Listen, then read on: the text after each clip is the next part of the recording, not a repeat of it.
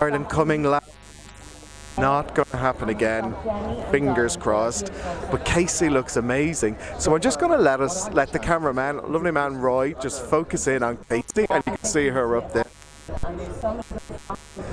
She's looking stunning with a very plunging neckline, have to admit, but she looks absolutely amazing. The men in the audience seem to be transfixed on her, which is what we want, and hopefully that transfers into votes back at Eurovision. But we're just going to go back onto the red carpet and see Casey now.